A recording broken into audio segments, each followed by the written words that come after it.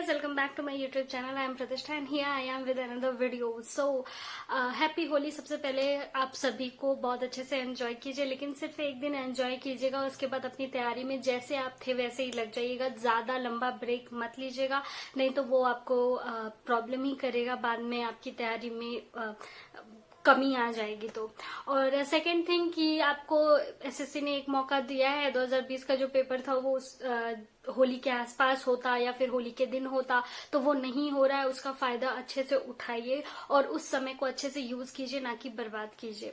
Second thing कि आपको मेरी आवाज में थोड़ा सा डिफरेंस नजर आ रहा होगा, मतलब सुनाई दे रहा होगा आपको, क्योंकि मेरी तबीयत बिल्कुल भी ठीक नहीं थी और इसी वजह से मैं कोई वीडियो भी अपलोड नहीं कर पा रही थी, आपको टेलीग्राम पे आंसर भी नहीं कर पा रही थी, क्योंकि I was feeling very very tired. और अब मैं थोड़ी सी बेटर हो गई हूँ, तो मैंने सोचा कि आपके लिए जो भी इम्पोर्टेंट वीडियोज है उनको लेकर आ जाऊं.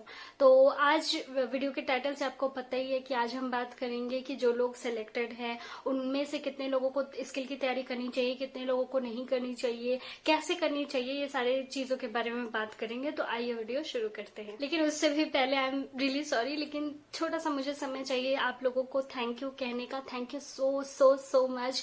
मैं आपके कमेंट्स पढ़ती हूँ और ज्यादातर मैं ये ट्राई करती हूँ कि आपके सारे जितने भी कमेंट्स हैं सबका रिप्लाई मैं करूँ या फिर आपको एक हार्ट तो दे ही दूँ. तो मैं सारे कमेंट्स पढ़ती हूँ और आप लोगों के कमेंट्स इतने इतने ज्यादा अच्छे और मोटिवेटेड होते हैं कि आई कांट से एनीथिंग. और सच में मैं इस वीक में एक्टिव नहीं थी क्योंकि मेरी तबीयत नहीं सही थी, बट आप लोगों के कमेंट्स, ओ माय गॉड, बहुत बहुत ज्यादा अच्छे थे और बहुत प्यार से आप लोग कमेंट लिखते हो, मुझे बहुत अच्छा लगता है और इसीलिए मुझे मन करता है कि मैं और काम करूं आप लोगों के लिए. तो thank you so so much. तो अब फाइनली वीडियो शुरू करते हैं. सबसे पहले तो वो लोग आते हैं जो इस एग्जाम में पास तो हो गए हैं, लेकिन उनका जो मार्क्स हैं, जो उनके मार्क्स हैं वो बिल्कुल कट ऑफ पे हैं. वो नॉर्मलाइजेशन के बाद उनके जो मार्क्स हैं वो बिल्कुल कट ऑफ पे हैं.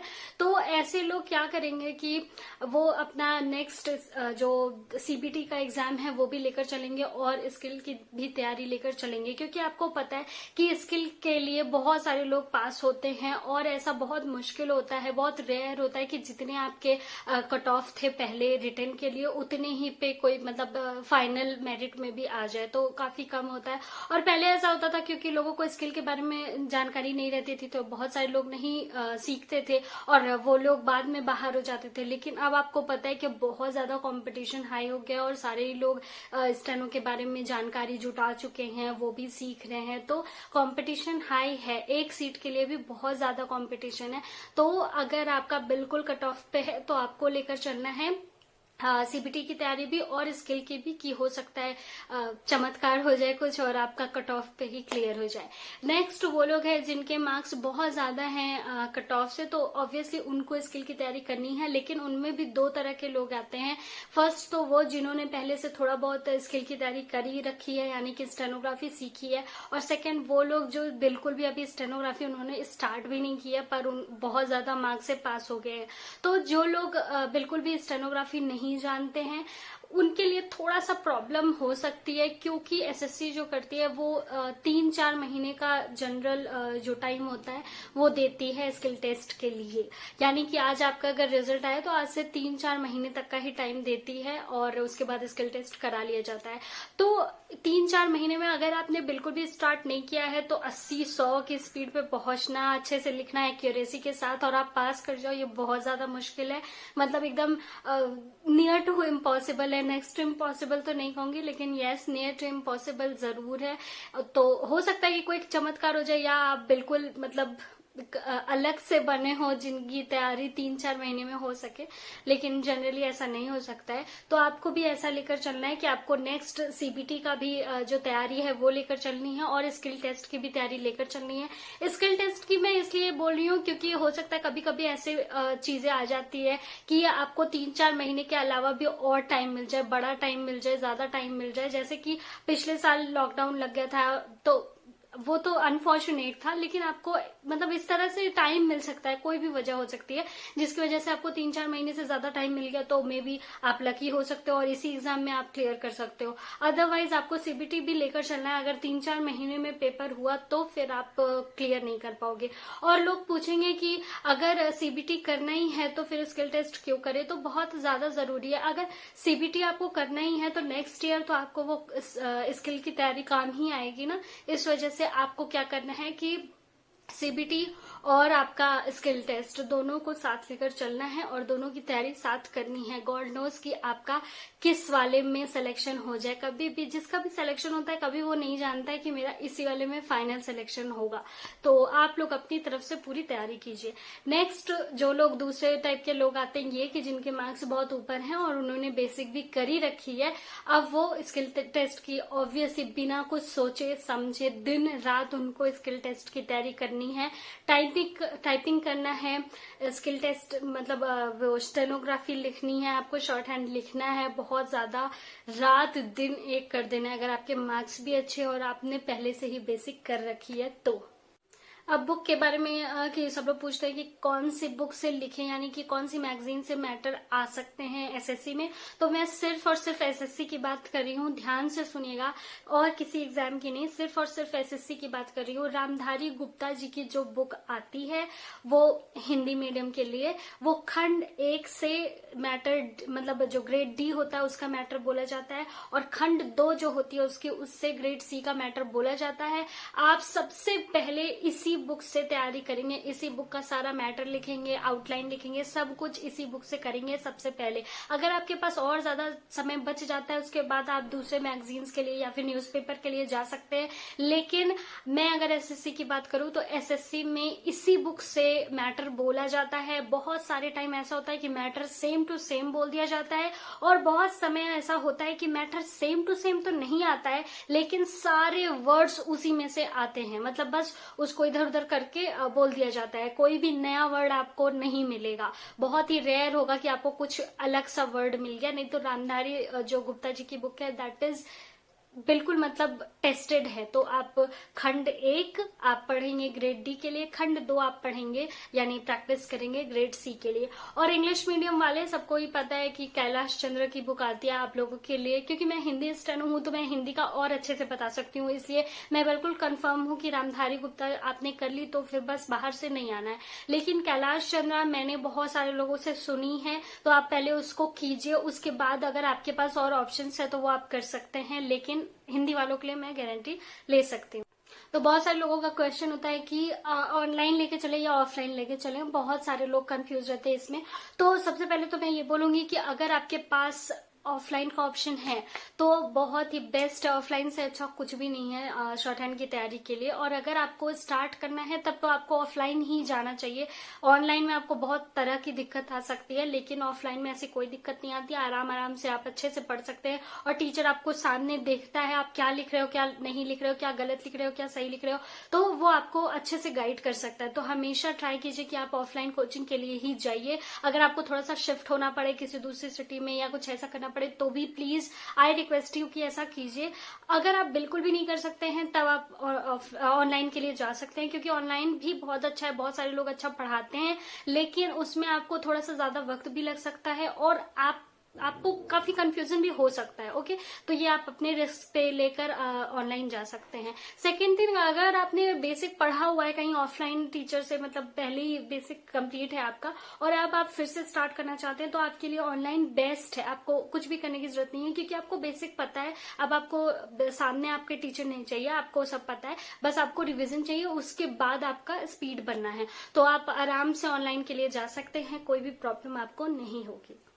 एक जो गलती आप लोग बहुत ज्यादा करते हैं मैं उसको कोट करना चाहती हूँ कि आप लोग स्पीड बढ़ाने के चक्कर में क्या करते हैं कि एक्यूरेसी पे अपने ध्यान नहीं देते हैं। तो इसको आपको अलग से ध्यान देना है, आप अपनी एक्यूरेसी पे पूरा ध्यान दीजिए। भले ही आपकी स्पीड कम हो या फिर आप लिख रहे हैं कुछ वर्ड्स आपके छूट जाए, लेकिन आपको ऐसा लिखना है ताकि आप उसको पढ़ पाए, क्योंकि एक्यूरेसी आपकी एक बार खराब हो गई तो उसको आप फिर से सही नहीं कर सकते हैं। स्पीड तो ऐसी होती है कि आज आपकी 60 है कल को 65 हो ही जानी है, मतलब अगर आप लिखते रहेंगे तो स्पीड तो बढ़ेगी, लेकिन एक्यूरेसी आपकी ठीक करने में बहुत ही ज्यादा समय जाता है और आपको पता भी नहीं चलेगा ना कि आप गलत कर रहे हो। इस वजह से बहुत जरूरी है कि स्पीड से ज्यादा एक्यूरेसी पे ध्यान दीजिए। आपको ऐसा लिखना है जो आप पढ़ पाए, ऐसा नहीं कि आप जल्दी जल्दी स्पीड तो 100 की कर ली लेकिन आप पढ़ नहीं पा रहे हो। तो ध्यान रखिए इस बात का। मुझसे बहुत सारे लोग पूछते हैं कि आपने कैसे किया था, आपकी भी तो 65 थी, फिर 20 दिन में आप कैसे 80, 90, 100 पे पहुंच गए। तो मैंने आपको कई बार बताया है, कई सारी मैंने वीडियोस बना रखी हैं इस बारे में कि मैं दिन रात लिखना मैंने शुरू कर दिया था। मैं और कुछ नहीं करती थी उस समय में। मैंने सिर्फ और सिर्फ ठान लिया था कि मुझे यही करना है और मैं दिन रात लिखती थी। सुबह 7 बजे से मेरी क्लासेस होती थी 1-2 बजे तक। उसके बाद 2 बजे के बाद मैं घर पर आती थी, खाना वाना खाया, थोड़ा आराम किया। 4 बजे से फिर से मेरी क्लासेस होती थी 7 बजे तक, शॉर्ट हैंड की ही। फिर 7 बजे के बाद मैं फिर से घर पे आती थी और फिर 8-9 बजे से मैं 1-2 बजे रात तक लिखती थी। तो इस तरह से मेरा पूरा शेड्यूल था। मैं और कुछ भी नहीं करती थी। 1-2 घंटे का जो बीच में मैं ब्रेक लिया करती थी वो सिर्फ आराम करने या खाने के लिए था। तो ऐसा ही आपको भी करना है। अगर आपके भी मार्क्स अच्छे हैं और आपको लगता है कि आपने बेसिक कर लिया है और आपका हो जाना है, तो आपको इस तरह की तैयारी लेकर चलनी है ताकि एक भी पॉइंट आपसे छूटे नहीं। दूसरी चीज की आप लोग बहुत ज्यादा कंफ्यूज रहते हो, कॉमा, फुल स्टॉप, इसमें उसमें क्या करे, कैसे ये सारी चीजें ठीक करे। तो मैंने आपको एक वीडियो में बताया है कि हिंदी में कॉमा, फुल स्टॉप ये वगैरह चेक नहीं होता है, इसकी गलतियां नहीं कटती हैं। तो ये सब साइड में रखिए, अभी इस सब बारे में मत सोचिए। आप बस और बस अपना जो मैटर है उसको लिखिए और टाइप कीजिए। हाँ, इंग्लिश में बस एक जगह की ये गलती होती है कि आपको जहां पैरा चेंज होना होता है या फिर जहां पे फुल स्टॉप लग रहा है, उसका नेक्स्ट जो सेंटेंस आप शुरू करोगे वो कैपिटल लेटर से होना चाहिए। तो इंग्लिश वालों को ये ध्यान देना है कि कहाँ पे पैरा चेंज हो रहा है या फिर कहाँ पे भी सेंटेंस रुक रहा है, और ये आपको बहुत आसानी से पता चल जाएगा। अगर आप रेगुलर लिखते हो मैटर तो आपको पता है, आपको भाषा पे अच्छी पकड़ है, तो आपको पता ही चल जाएगा कि यहाँ पे मतलब फुल स्टॉप लगेगा। तो उस हिसाब से आप लगा सकते हैं। दूसरी चीज, जब मैटर बोला जाता है तो थोड़ा पॉज लिया जाता है। जब फुल स्टॉप आता है या फिर पैरा चेंज होता है तो पॉज लिया जाता है 5 से 7 सेकेंड का। तो उसमें आप अंदाजा लगा सकते हैं, अगर उतनी देर तक स्पीकर नहीं बोल रहा है तो इसका मतलब वहां पे पैरा चेंज है या फिर सेंटेंस चेंज करना है। तो आप अगला जो सेंटेंस लिखिए उसको आप कैपिटल लेटर से लिख सकते हैं। स्पीड इंक्रीज की अगर आप बात करें कि कैसे आप स्पीड इंक्रीज कर सकते हैं, तो इसके लिए मैंने 2-3 वीडियो बना रखी हैं अच्छे से कि 0 से कैसे आप 60-70 पहुंच सकते हैं। अगर आप 60-70 पे पहुंच गए हैं तो फिर आप कैसे 90-100 पे पहुंच सकते हैं। इस तरह की मैंने 3-4 वीडियोस बना रखी हैं, वो सब देखिए, आपको बहुत ज्यादा आइडिया लगेगा, अच्छे से आइडिया लग जाएगा कि एग्जैक्टली आपको किन किन चीजों पे फोकस करना है और कैसे आपकी स्पीड इंक्रीज हो सकती है। नेक्स्ट, बहुत लोगों का क्वेश्चन होता है कि स्किल टेस्ट में कैसे बोला जाता है, मतलब स्पीकर पे बोला जाता है या सामने आदमी बोलता है। तो पहले सामने आदमी बोलता था, लेकिन अभी स्पीकर लगा दिया जाता है, वो रिकॉर्डेड होता है और वो इंसान से ही रिकॉर्ड कराया जाता है। क्योंकि बहुत सारे लोग ये भी पूछते हैं कि क्या वो मशीन की आवाज होती है, तो नहीं, वो एक इंसान की आवाज होती है। वो स्पीकर पे आपको सुनाई देगा, उसी को आपको लिखना होगा। और अगर बात करें कि क्या स्पीड कम ज्यादा हो जाता है, तो नहीं, ज्यादा तो नहीं होता, कम हाँ हो सकता है, ज्यादा कभी भी नहीं होगा। एसएससी में अगर 800 वर्ड आपको बोले जाने हैं तो हो सकता है 756 वर्ड ही आपको बोले जाए या 760 वर्ड बोले जाए, 770 बोले जाए, लेकिन उससे 800 से ज्यादा वर्ड्स नहीं बोले जाते। तो आपका ये फायदा ही है, अगर आप 800 की स्पीड अच्छे से लिखते हैं, मतलब 800 वर्ड अच्छे से लिख लेते हैं, तो आपको आराम ही लगेगा, मतलब वो सुनाई देगा क्लियरली आपको। और हाँ, दूसरी चीज ये भी है कि बहुत सारे लोग बोलते हैं कि वो क्लियरली सुनाई नहीं देता है, अजीब सी आवाज आती है, ऐसा वैसा। तो ऐसा कुछ भी नहीं है, लोग आपको डराने की कोशिश कर सकते हैं, बहुत ही अच्छे से बोला जाता है। आप अपने अंदर धैर्य रखिए, काम रहिए, तो आपको अच्छे से सुनाई देगी हर चीज। और रिपीट तो नहीं किया जाता, कोई भी चीज रिपीट नहीं की जाती है। जैसे बहुत सारे लोगों का ये भी क्वेश्चन रहता है कि अगर अगल बगल कोई खांस रहा है, कुछ कर रहा है, कुछ डिस्टर्ब कर दिया, तो क्या रिपीट किया जाएगा? नहीं, रिपीट नहीं किया जाता है, वो लगातार बोलते रहेंगे। और स्पीकर की आवाज इतनी होती है कि आपको सब कुछ अच्छे से सुनाई दे, तो आपको इधर उधर ध्यान ना देकर अच्छे से स्पीकर की आवाज सुननी है कि क्या वो बोलना चाह रहा है, और आपको क्लियरली सुनाई देगा, कोई प्रॉब्लम नहीं होगी।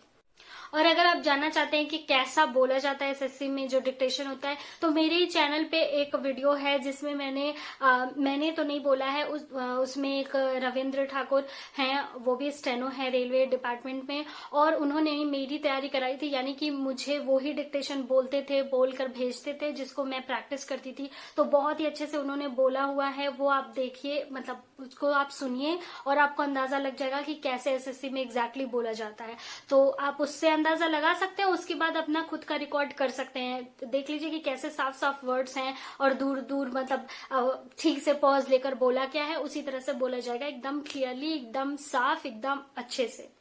और फिर बहुत लोगों का क्वेश्चन ये था कि कहाँ से रिकॉर्डिंग मिलेगी, यानी कि कौन से चैनल से प्रैक्टिस करें। तो प्रैक्टिस आप किसी भी चैनल से कर सकते हैं। पहले उस वीडियो को देख लीजिए जिसमें मैंने यानी रविंद्र सिंह ने बोला है मैटर, उससे आपको अंदाजा लग जाएगा कि अच्छा ऐसा मैटर जिसने भी बोला होगा जिस भी चैनल पे, उस पे जाके आप वो मैटर को आप लिख सकते हैं, प्रैक्टिस कर सकते हैं अच्छे से। और अदरवाइज बहुत ही अच्छा रहेगा कि अगर आप खुद रिकॉर्ड करें या आपके फ्रेंड से रिकॉर्ड कराएं, ताकि आपका जैसे जो अगर आप YouTube से प्रैक्टिस करोगे तो रामधारी गुप्ता जी की बुक ही से बोला जाए ऐसा जरूरी नहीं है। इस वजह से आप क्या कर सकते हैं, जैसे आपने बुक ली तो एक्सरसाइज 1 2 3 4 ऐसे लेकर आप खुद से रिकॉर्ड कर सकते हो, अपने फ्रेंड से रिकॉर्ड करा सकते हो और आराम से लिख सकते हो। और इससे आपका ये भी फायदा रहता है कि अगर आप मान लीजिए आज 60 की स्पीड पे हो तो अपने फ्रेंड से आप 65 की स्पीड पे बुलवा सकते हो, उसको फिर आप लिख सकते हो। तो ऐसे आपका स्पीड भी इंक्रीज होता रहेगा। अगर आप किसी चैनल के भरोसे बैठे रहोगे तो आपका ये होगा कि कभी चैनल वाले अपलोड कर रहे हैं, कभी नहीं कर रहे हैं। दूसरी बात कि पता नहीं रामधारी गुप्ता जी की बुक से कर रहे हैं या नहीं कर रहे हैं। तीसरी बात वो एक मतलब 80 90 100 की स्पीड में ही बोलते हैं, जैसे 60 70 इन सब स्पीड पे बहुत कम लोग अपलोड करते हैं। तो ये सब आपको ये सारा मटेरियल मिलने में आपको थोड़ी सी प्रॉब्लम होगी। तो बहुत ही अच्छा होगा कि अगर आप खुद से रिकॉर्ड करो या फिर अपने फ्रेंड को बोलो कि इस तरह से रिकॉर्ड करके आपको दे, एकदम सही टाइम पे सही वर्ड्स के साथ। तो इस तरह आप अच्छे से तैयारी कर सकते हो। मैंने पर्सनली ऐसा ही किया था, क्योंकि तब यूट्यूब पे इतने अच्छे वो जो मैटर्स होते हैं वो अवेलेबल नहीं थे। जो पहले यूट्यूब पे अवेलेबल थे भी वो बहुत ही ज्यादा मतलब बहुत ही ज्यादा कठिन भी थे, और दूसरी बात कि एकदम इररेलेवेंट थे, उसका एसएससी से तो कोई मतलब नहीं था। तो इस वजह से हम लोगों ने ऐसे ही किया था, खुद से रिकॉर्ड करते थे, नहीं तो अपने फ्रेंड से रिकॉर्ड करवा के फिर उसको लिखने की कोशिश करते थे। तो आप भी ऐसा करो तो आपको ज्यादा फायदा होगा। अपनी मनचाही स्पीड पे आप रिकॉर्ड कर सकते हो, लिख सकते हो और कई बार प्रैक्टिस कर सकते हो। नेक्स्ट थिंग ये कि टाइपिंग के बारे में बहुत सारे लोग पूछ रहे थे कि मिनिमम कितना स्पीड होना चाहिए। तो अगर आप हिंदी स्टेनो बनना चाहते हैं या हिंदी स्टेनो आपने सीखी है, तो अगर आपका जो टाइपिंग स्पीड है वो 25 वर्ड पर मिनट है तो आप आराम से अच्छे से लिख सकते हो, आपको कोई प्रॉब्लम नहीं होगा। अगर आप इंग्लिश के स्टेनो हो या इंग्लिश स्टेनोग्राफी आपने पढ़ी है, आपको वही टाइप करना है, तो 30 वर्ड पर मिनट अगर आपकी स्पीड है तो फिर आपका अच्छे से टाइपिंग हो पाएगा सही समय पे, मतलब बिल्कुल समय के अंदर आपकी टाइपिंग हो जाएगी। और टाइपिंग का ही ये भी सवाल था कि टाइपिंग कब स्टार्ट करनी चाहिए। तो जब भी अभी से ही आप मतलब टाइपिंग भी स्टार्ट कर दीजिए। अगर आपने कभी भी टाइपिंग नहीं की है तो पहले तो आप एकदम बेस से टाइपिंग स्टार्ट कीजिए। टाइपिंग की स्पीड जो होती है वो आपकी 2-3 महीने में आराम से आ जाएगी। और जब आपकी स्पीड बिल्कुल आ जाए, अच्छे से आपने टाइपिंग बेसिक जो टाइपिंग होती है वो सीख लिया, तो जो भी आप शॉर्ट हैंड कर रहे हो, जो भी आप लिख रहे हो, उसी को आप टाइप करो। उससे बहुत ही अच्छी आपकी प्रैक्टिस हो जाएगी। मैं पर्सनली ऐसा ही करती थी। मैं जैसे ही मतलब कोई मैटर बोला गया मैं उसको लिखती थी, उसके बाद मैं डायरेक्टली सिस्टम पे ही उसको टाइप करती थी। तो मेरा टाइपिंग का भी मतलब हो जाता था प्रैक्टिस, और फिर मेरा मैटर जो कन्वर्ट करना होता है उसका भी प्रैक्टिस एक ही साथ हो जाता था। ऐसे ही आप भी कर सकते हो, समय भी आपका बचेगा और आप डिस्ट्रैक्ट भी नहीं होगे दूसरी चीजें लिखने में। क्या जरूरत है दूसरी चीजें लिखने में जब आपको टाइपिंग यही करना है। तो इस तरह से आप तैयारी कर सकते हैं। आई होप कि सारी चीजें जो आपको डाउट में थी वो सारी चीजें क्लियर हो गई हैं। अगर नहीं क्लियर हुई हैं तो आप कमेंट बॉक्स में जाके क्वेश्चन पूछ सकते हैं। और जो भी मैंने स्पीड से रिलेटेड या स्टेनोग्राफी से रिलेटेड या स्किल टेस्ट से रिलेटेड जो भी वीडियोस बनाई हैं सारी देख लीजिए, वो आपको बहुत ही फायदा करेंगी। मैंने अलग अलग वीडियो में अलग अलग बातें कही हैं, अलग अलग चीजें बताई हैं जो भी उस समय मुझे इंपॉर्टेंट लगी थी। तो वो सारी वीडियोस देखिए, आपको बहुत अच्छा आइडिया मिल जाएगा और आपकी तैयारी बहुत ही अच्छी हो जाएगी। फिर लास्ट थिंग मैं ये बताऊंगी कि टेलीग्राम के लिए आप लोग बहुत ज्यादा पूछते हो कि टेलीग्राम में कैसे जुड़े। होंगे। तो हर वीडियो के डिस्क्रिप्शन बॉक्स में मेरा टेलीग्राम का जो लिंक है वो दिया होता है, उसको आप क्लिक करने के बाद टेलीग्राम ज्वाइन कर सकते हो आराम से। मैं टेलीग्राम पे आती हूँ लगभग 10 बजे। मैं कोशिश करती हूँ कि एवरीडे आ सकूं, कभी कभी कुछ प्रॉब्लम होती है तो नहीं आ पाती हूँ। मैं आंसर करती हूँ आपके क्वेश्चन का। तो जब आप उसको ज्वाइन करेंगे तब आपको मैसेज करने का ऑप्शन नहीं मिलेगा, लेकिन जब मैं खुद ऑनलाइन आती हूँ तब आपको मैसेज करने का ऑप्शन मिलता है, तो आप वहां से जाके टेलीग्राम पर जुड़ सकते हैं। सो आई होप सारे डाउट्स जो थे आपके वो क्लियर हो गए होंगे। हैप्पी होली वंस अगेन, और ऑल द वेरी बेस्ट आपकी आगे की तैयारी के लिए। और मिलते हैं नेक्स्ट वीडियो में, तब तक के लिए नमस्कार।